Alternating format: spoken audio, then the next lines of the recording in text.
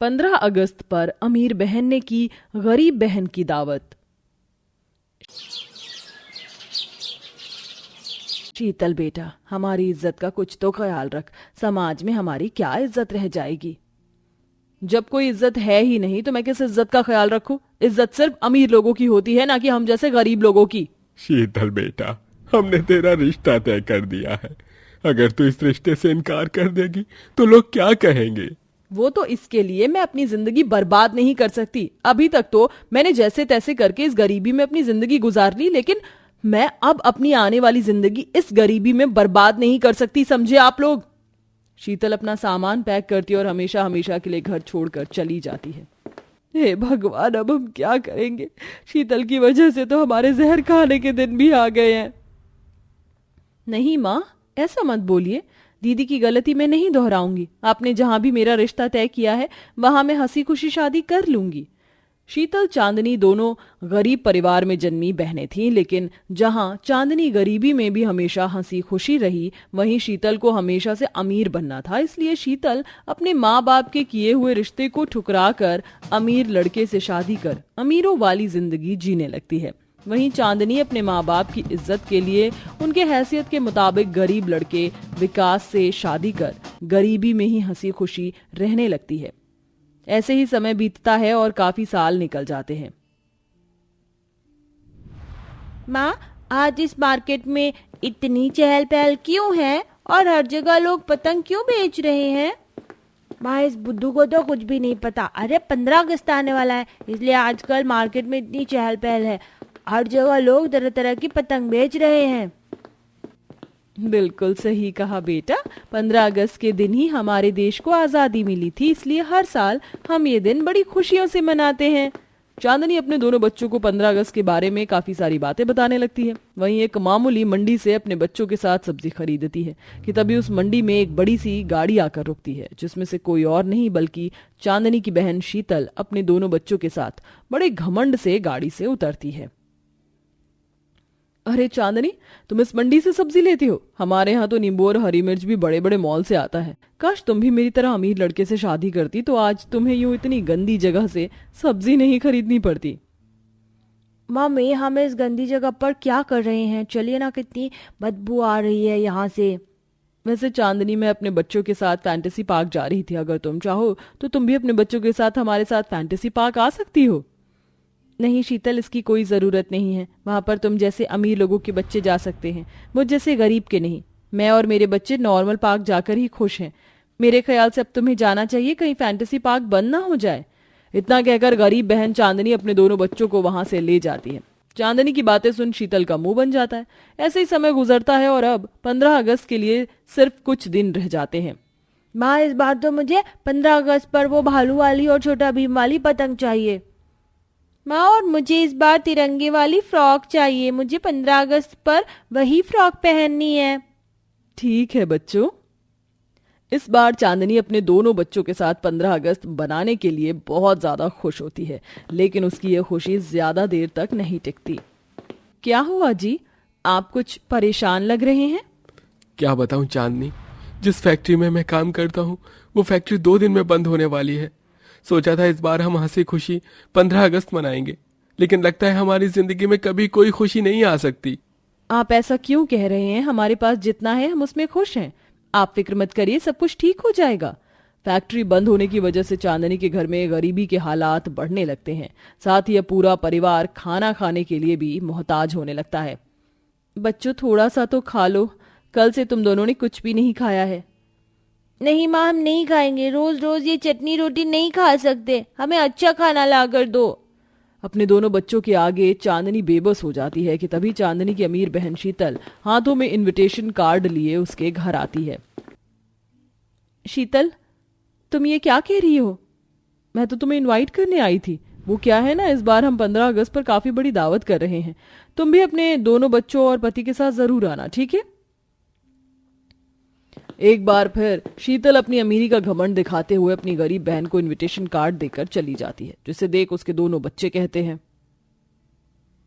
माँ, हम 15 अगस्त की दावत के लिए मौसी के घर पर जाएंगे ना। वहाँ हमें टेस्टी टेस्टी खाना मिलेगा और तो और वहाँ तो ढेर सारी पतंगे भी होंगी ना। मैं और मानवी मिलकर पतंगे उड़ाएंगे।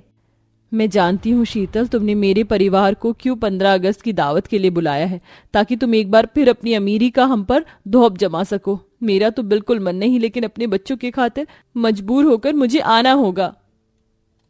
ऐसे ही कुछ दिन गुजर जाते हैं और आखिरकार 15 अगस्त का दिन आ जाता है। चांदनी अपने दोनों बच्चों और पति के साथ फटे पुराने कपड़ों में ही अपनी अमीर बहन की 15 अगस्त की दावत के लिए उसके घर पहुंच जाती है।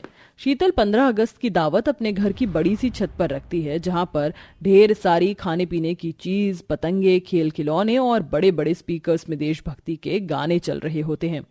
अरे राजू, वो देखो वहां पर कितनी सारी रंग बिरंगी पतंग है, चलो हम चलकर पतंग उड़ाते हैं। मानवी और राजू जैसे ही पतंग उड़ाने के लिए पतंग लेने लगते हैं कि तभी तुम्हारी हिम्मत कैसे हुई हमारी पतंग को हाथ लगाने की? ये सारी पतंग हमारी है, अगर तुम्हें पतंग उड़ानी है तो वो वाली उड़ाओ। लेकिन वो सारी तो बहुत पुरानी सी लग रही हैं और वो फटी भी हुई हैं। हाँ बिल्कुल तुम्हारे कपड़ों की तरह। ये कहते हुए रोहन, आलिया, मानवी और राजू मानवी के फटे पुराने कपड़ों का मजाक उड़ाने लगते हैं, जिसे देख चांदनी को बिल्कुल भी अच्छा नहीं लगता। क्या चांदनी, मेरे बच्चों ने तो बस थोड़ा सा मजाक ही तो किया था, तुम तो मुंह फुलाकर बैठ गई। अच्छा वो छोड़ो, ये बताओ ये मेरी साड़ी कैसी लग रही है? पता है स्पेशली मैंने फ्लैग के कलर को देखते हुए 15 अगस्त पर पहनने के लिए की थी ये साड़ी ऑर्डर। पता है पूरे 50,000 रुपए की साड़ी है, लेकिन ये क्या, तुम तो अपनी रोज की पुरानी साड़ी पहनकर ही आ गई। शीतल, इंसान की देशभक्ति उसके पहनावे में नहीं बल्कि उसके दिल में होती है। इतना कहकर चांदनी अपने दोनों बच्चों के पास चली जाती है। वहीं दूसरी तरफ वैसे आपने 15 अगस्त पर काफी अच्छी सजावट करवाई है। वो तो होगी, क्योंकि गौरव खन्ना ने जो करवाई है। हाँ, पूरे 10 लाख रुपए लग गए हैं इस 15 अगस्त की दावत में। क्या 10 लाख रुपए? हाँ, जानता हूं तुम जैसे गरीब लोगों के लिए ये बहुत ज्यादा है, लेकिन हम जैसे अमीर के लिए तो ये हाथ का मैल है। इतनी देर से हो रही अपनी और अपने बच्चों की बेइज्जती तो चांदनी बर्दाश्त कर लेती है, लेकिन जब बात उसके पति पर आती है तो वो खुद को रोक नहीं पाती। बहुत हो गई हमारी बेइज्जती, अब चलिए यहाँ से। कोई बात नहीं चांदनी, तुम्हारी बहन ने हमें इतने प्यार से बुलाया है, अगर हम ऐसे चले जाएंगे तो उसे बुरा लगेगा। बस थोड़ी देर की और बात है। अपने पति के समझाने पर चांदनी जैसे तैसे कर अपने गुस्से पर काबू रख थोड़ी देर और रुकने को तैयार हो जाती है, लेकिन तभी ये मेरा लड्डू था, तूने मेरा लड्डू कैसे खाया? भूख लगी थी तो खा लिया। अरे क्या हुआ, तुम दोनों को ऐसे लड़ क्यों रहे हो? इसने मेरा लड्डू खा लिया। तो क्या हुआ बेटा, तुम्हें तो रोज इससे भी अच्छी अच्छी चीज खाने को मिलती है। ये बेचारा तो पहली बार इतने महंगे लड्डू खा रहा है, इसे खाने दो। जब से आई हूं तुम्हारे परिवार से अपने परिवार की बेइज्जती सुनी जा रही हूं, पहले मेरे बच्चे की, फिर मेरे पति की, अब ये सब। तुमने हमें 15 अगस्त की दावत पर बुलाया था या बेइज्जती करने के लिए? तुमने भले ही एक अमीर परिवार में शादी कर ऐशो आराम की जिंदगी जी हो, लेकिन तुम्हारे जाने के बाद जो माँ बाप की बेइज्जती हुई थी ना, मैं उसे कभी नहीं भूल सकती। तुमने शुरू से हमेशा अपने बारे में सोचा, तुमसे बड़ा मतलब भी कहीं नहीं देखा मैंने। मेरी ही गलती थी कि मैं इस दावत में आने के लिए मान गई, लेकिन आज के बाद दावत तो दूर, मैं तुमसे मिलूंगी भी नहीं। चांदनी अपने दोनों बच्चों और पति के साथ दावत से जाने लगती है, जिसे देख शीतल को काफी बुरा लगता है। हे भगवान, ये क्या हो गया मुझसे? परिवार के नाम पर एक बहन ही तो थी मेरे पास, लेकिन इसे भी मैंने अपनी अमीरी के घमंड में खो दिया। शीतल भागी भागी चांदनी के पास जाती है। रुक जाओ चांदनी, क्यों? मेरे परिवार की और बेइज्जती करना बाकी रह गया है क्या? माँ बाबा के जाने के बाद सिर्फ तुम ही तो हो जिसे मैं अपना कह सकती हूँ। अमीरी के घमंड में आकर जो मैंने और मेरे परिवार ने किया, उसके लिए मुझे माफ कर दो। सॉरी मौसी जी, आज के बाद हम कभी ऐसा नहीं करेंगे।